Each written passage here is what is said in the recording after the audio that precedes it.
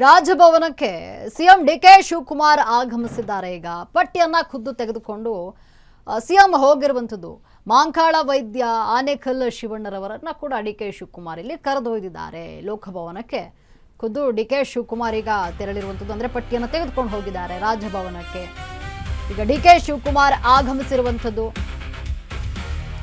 ಪಟ್ಟಿಯನ್ನ ಖುದ್ದು ತೆಗೆದುಕೊಂಡು ಹೋಗಿದ್ದಾರೆ ಇಲ್ಲಿ ಸಿಎಂ ಡಿಕೆ ಶಿವಕುಮಾರ್ ರಾಜಭವನಕ್ಕೆ.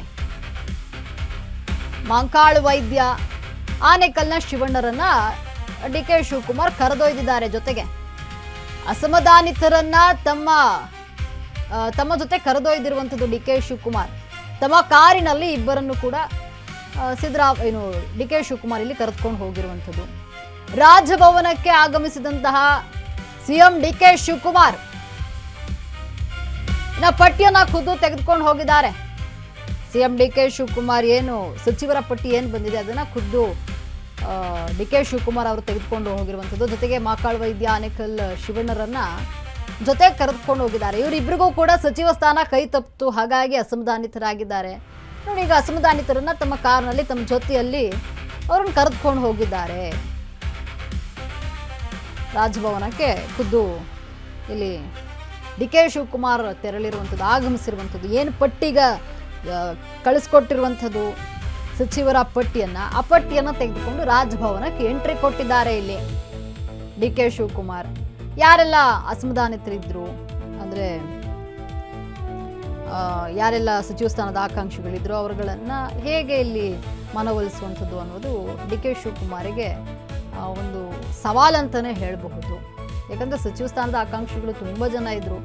ಇರುವಂತಹ 20 ಸ್ಥಾನಕ್ಕೆ 70ರಿಂದ 80 ಜನ ಇದ್ರು. ಇನ್ನು ಸಿದ್ದರಾಮಯ್ಯ ಸರ್ಕಾರಕ್ಕೆ ನನಗೆ ಮಂತ್ರಿಗಿರಿ ಸಿಕ್ಕಿರ್ಲಿಲ್ಲ, ಆಗ ನಾನು ತಾಳ್ಮೆಯಿಂದ ಕಾದಿದ್ದೆ, ಆಮೇಲೆ ನನಗೆ ಅವಕಾಶ ಸಿಕ್ತು, ಮಂತ್ರಿ ಆಗಲಿಕ್ಕೆ ಅವಕಾಶ ಸಿಕ್ತು.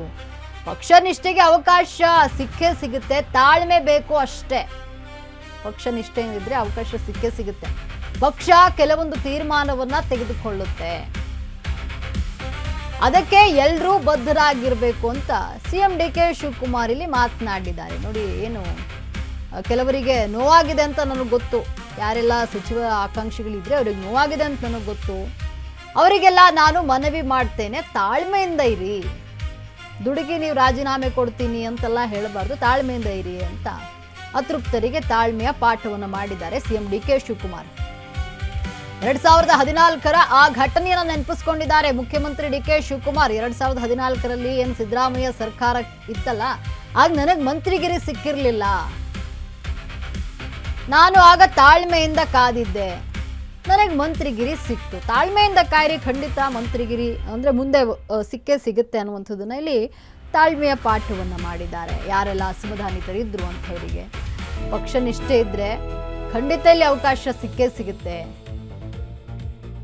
ಅದಕ್ಕೆ ಎಲ್ಲರೂ ಕೂಡ ತಾಳ್ಮೆಯಿಂದ ಇರಬೇಕು, ಪಕ್ಷದ ಒಂದು ತೀರ್ಮಾನಕ್ಕೆ ಬದ್ಧರಾಗಿರಬೇಕು. ಕೆಲವರಿಗೆ ನೋವಾಗಿದೆ ಅಂತ ನನಗೆ ಗೊತ್ತು, ಯಾರೆಲ್ಲ ಆಕಾಂಕ್ಷಿಗಳಿದ್ರಿ, ಯಾರಿಗೆಲ್ಲ ಅವಕಾಶ ತಪ್ಪಿದೆ ಅವ್ರಿಗೆ ನೋವಾಗಿದೆ ಅಂತ ಗೊತ್ತು, ಅವರಿಗೆಲ್ಲ ನಾನು ಮನವಿ ಮಾಡ್ತೇನೆ, ದಯಮಾಡಿ ತಾಳ್ಮೆಯಿಂದ ಇರಿ ಅಂತ ಅತೃಪ್ತರಿಗೆ ತಾಳ್ಮೆಯ ಪಾಠವನ್ನ ಇಲ್ಲಿ ಡಿಕೆ ಶಿವಕುಮಾರ್ ಮಾಡಿರುವಂಥದ್ದು. ಏನೀಗ ರಾಜಭವನಕ್ಕೆ ಡಿಕೆ ಶಿವಕುಮಾರ್ ಖುದ್ದು ಪಟ್ಟಿಯನ್ನು ತೆಗೆದುಕೊಂಡು ಹೋಗಿರುವಂಥದ್ದು. ಇಲ್ಲಿ ಅಸಮಾಧಾನಿತರು ಯಾರ್ಯಾರಿದ್ದಾರೆ ಅವರಿಗೆ ಅಂದ್ರೆ ತಾಳ್ಮೆಯ ಪಾಠವನ್ನು ಮಾಡಿದ್ದಾರೆ. ನೋಡಿ, 2014ರಲ್ಲಿ ಸಿಎಂ ಸಿದ್ದರಾಮಯ್ಯವರ ಕ್ಯಾಬಿನೆಟ್ನಲ್ಲಿ ನನಗೆ ಸಚಿವ ಸ್ಥಾನ ಸಿಕ್ಕಿರಲಿಲ್ಲ, ಆಗ ನಾನು ತಾಳ್ಮೆಯಿಂದ ಇದ್ದೆ, ಪಕ್ಷ ನಿಷ್ಠೆಯಿಂದ ಇದ್ದೆ, ನನಗೆ ಕೊನೆಗೂ ಸಚಿವ ಸ್ಥಾನ ಸಿಕ್ತು. ಅದೇ ರೀತಿಯಲ್ಲಿ ನೀವು ಸಚಿವ ಸ್ಥಾನದಿಂದ ಇದ್ರೆ, ಸಚಿವ ಸ್ಥಾನದ ಆಕಾಂಕ್ಷಿಗಳು ಯಾರಿದ್ರೆ ಅವರು ಅದೇ ರೀತಿ ತಾಳ್ಮೆಯಿಂದ ಇದ್ರೆ ಖಂಡಿತ ನಿಮಗೂ ಆಗುತ್ತೆ, ತಾಳ್ಮೆಯಿಂದ ಇರಿ ಅಂತ ಹೇಳಿ ಇಲ್ಲಿ ಡಿಕೆ ಶಿವಕುಮಾರ್ ತಾಳ್ಮೆಯ ಪಾಠವನ್ನು ಮಾಡಿದ್ದಾರೆ.